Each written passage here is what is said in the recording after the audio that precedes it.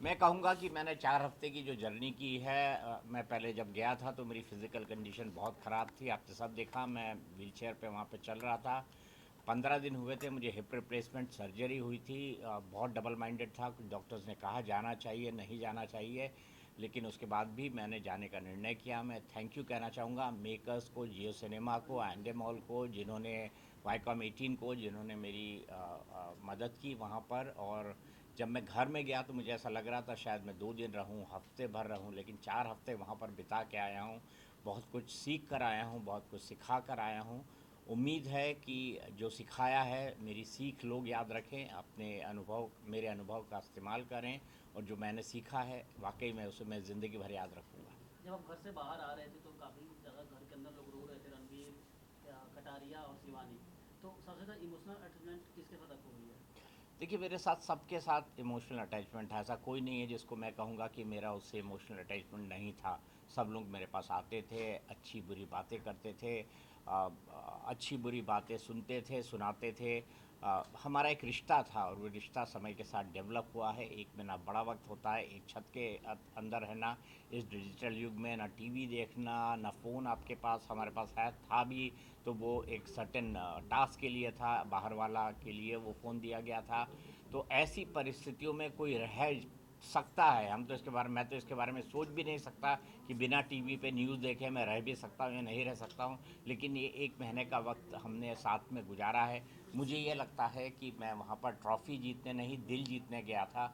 और ट्रॉफ़ी जीतना मेरा मकसद कभी था ही नहीं, मैं दिल जीतने गया था। और वाकई मुझे अब ऐसा लगता है कि मैं वहाँ पर कई दिल जीत कर आया हूँ। दीपक उनके सर आंसू आप इस बात के गवाह हैं। दीपक सर आपसे जानना चाहूंगी, जैसे कि आपने कहा नॉमिनेट घर से बाहर आ चुके हैं, बट कहीं ना कहीं अभी भी हाँ सर, तो अभी भी वो टास्क जो पोल का टास्क हुआ था उसमें आपने उन्हें सेव किया था, कहीं ना कहीं उन्होंने आपको नॉमिनेट कर दिया। कहीं ये लोग जहाँ बोल रहे थे कर्मा रिफ्लेक्स हुआ है, इस पे आप क्या कहेंगे? मैं सिर्फ इतना कहना चाहूँगा कि मुझे किसी से इस बात की नाराज़गी नहीं है कि किसने मुझे नॉमिनेट किया, किसने नहीं किया। बिग बॉस के घर में मुझे कोई परमानेंटली नहीं रहना था। 4 हफ्ते बाद नहीं तो 6 हफ्ते बाद शो ख़त्म होना था और मुझे बाहर आ जाना था। ये बात ठीक है कि मैं 4 हफ्ते बाद नॉमिनेट हुआ, ये भी ठीक है कि रणवीर ने मुझे नॉमिनेट किया। मैं सिर्फ इतना कहना चाहूँगा कि रणवीर ने जो किया, हमारी ज़िंदगी में जो बड़े परिवर्तन होते हैं उसके लिए कोई ना कोई माध्यम बनता है। रणवीर भी मेरे लिए माध्यम बने, इससे ज़्यादा मैं उसके बारे में कुछ नहीं सोचता। हाँ, अगर कोई कर्मा की बात कहता है तो मैं कहूँगा कि ये मेरे अच्छे कर्म हैं कि मैं इस विपरीत हालात में भी बिना किसी बड़ी मुसीबत के बिग बॉस में एक महत्वपूर्ण महीने बिता कर आया हूँ, और मैंने वहाँ से काफ़ी कुछ सीखा है। अदनान सर जब आपसे अदनान बदतमीजी से बात किए थे तो आपको कितना हर्ट हुआ था उस टाइम पे? मैं इस लायक उनको नहीं समझता कि उनके बारे में किसी तरह की कोई टिप्पणी करूँ। क्या बात है सर, अकॉर्डिंग टू यू सबसे स्ट्रॉन्ग कंटेस्टेंट्स कौन लगते हैं इस समय बिग बॉस हाउस में? मेरे ख्याल से बिग बॉस के घर में इस वक्त जितने भी लोग बचे हैं वो लोग बड़े काबिल हैं। जो अच्छा खेलेगा वो जीतेगा, और मुझे लगता है सभी इस काबिल है। अगर कोई हारेगा और जीतेगा भी तो उन दोनों का फासला बेहद कम होगा। सर आपने रिश्तों की बात की, कहीं ना कहीं वही आपके बाहर आने का कारण नहीं बना, तो भाई आपको नहीं ऐसा लगता कि आपकी जर्नी जो 4 हफ्तों की रही है वो और लंबी हो सकती थी, बिकॉज आपको चाहने वाले काफी लोग थे, बट रिश्तों ने आपको डुबा दिया। क्या फ़र्क पड़ता है सर, कोई ना कोई तो किसी को डुबोता है। देखिए, ज़िंदगी में जो है, ये जो यहाँ लिखा होता है इसको कोई नहीं बदल पाता, होनी को कोई नहीं बदल सकता। मेरी माँ कहा करती थी कि सामान 100 बरस का, पल की खबर नहीं। मतलब ये प्लान फॉर 100 ईयर्स, हम अपनी ज़िंदगी 100 साल के हिसाब से प्लान करते हैं कि 20 साल में ये करूँगा, 30 साल में ये करूँगा, 40 में ये करूँगा, 50 में ये करूँगा। लेकिन क्या हमारी ज़िंदगी में अगले पल घटने वाला होता है, इसकी हमें खबर नहीं होती। सर दीपक सर, आपसे जानना चाहूंगी, जिस तरीके से हमने आपकी जर्नी देखी है बिग बॉस हाउस में, आपका हर किसी से अच्छा बॉन्ड रहा है। बाहर एल्विश और फैजू की काफी फाइट हो रही है अदनान और कटारिया को लेकर, क्या जेन्युइन फाइट होती है उन दोनों के बीच में हाउस घर के अंदर? मैंने ये देखा नहीं, इस पर मैं कोई टिप्पणी नहीं करना चाहता। बट आप उनके साथ में रहे हो, क्या आपको अदनान और मुझे नहीं पता, कटारिया? मुझे नहीं पता कि कौन फैजू है, कौन क्या है। मैं उस पर कोई टिप्पणी नहीं पर करना सर सर कहीं चाहता। ना अभी वो बिग बॉस के हाउस में भी आए थे जो। मैं नहीं था उस वक्त। सर सर पर शिवानी के साथ जैसा उसके भाषा को लेकर घर में बात होती है, आपके साथ काफ़ी देखा गया कि आपके साथ बैठती थी, आप समझाते थे, तो कैसा उसका भाषा है या स्वभाव है, कुछ बताना चाहेंगे रियल में जो आपने अनुभव किया? स्वभाव से बहुत सरल है, थोड़ी ज़्यादा बोलती है, ज़्यादा मजाकिया है, लेकिन उसको गलत लोग उसकी भाषा के कारण समझते हैं। मुझे ये लगता है कि जिस इलाके से आती है वो उत्तर प्रदेश का एक ऐसा इलाका है जहाँ कई भाषाओं का और बोलियों का मिक्स बोला जाता है। वहाँ की लैंग्वेज इसी तरीके की है। तो मैंने यही लोगों को समझाने की कोशिश की।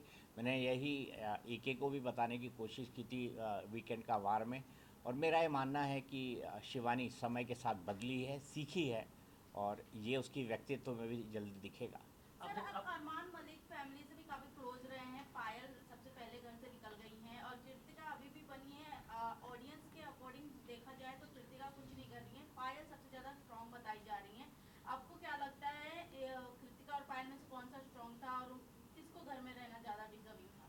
मैं ऑडियंस क्या सोचते हैं क्या नहीं सोचते इसके हिसाब से किसी को वैल्यू जज नहीं कर बट सकता। आपके अकॉर्डिंग आप क्या देखते हो दोनों के बीच में सबसे ज्यादा कौन स्ट्रांग था? मेरे हिसाब से दर्शक इसके बारे में डिसाइड करेंगे। सर, कटारिया के साथ जिस तरह रणबीर के साथ झगड़ा होता था और दोनों के विशाल के साथ भी, तो उस पर आप क्या देखते हैं? कौन सही था, कौन गलत था? कुछ अपना। मैं किसी को सही या गलत नहीं कहूँगा। मैं तो सिर्फ लोगों को ये कहता था कि अगर कोई बड़ी उम्र का है उसका सम्मान करो, अगर कोई छोटा भी आपको बड़ी सीख दे रहा है उसका सम्मान करो। यही बात मैं लोगों को कहा करता था और ज़्यादातर मौके पे लोगों ने, मेरे हाउसमेट्स ने, फेलो हाउसमेट्स ने इस बात को सुना। सर, कौन सा ऐसा कंटेस्टेंट था जिसके साथ आप रिश्ता नहीं रखना चाहेंगे? मुझे ऐसा कोई नहीं लगता।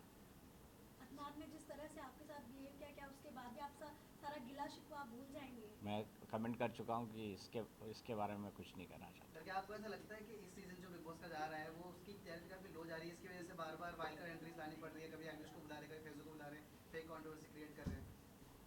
यार OTT की TRP कहाँ आती है मेरे भाई, शब्द तो सही सोचो।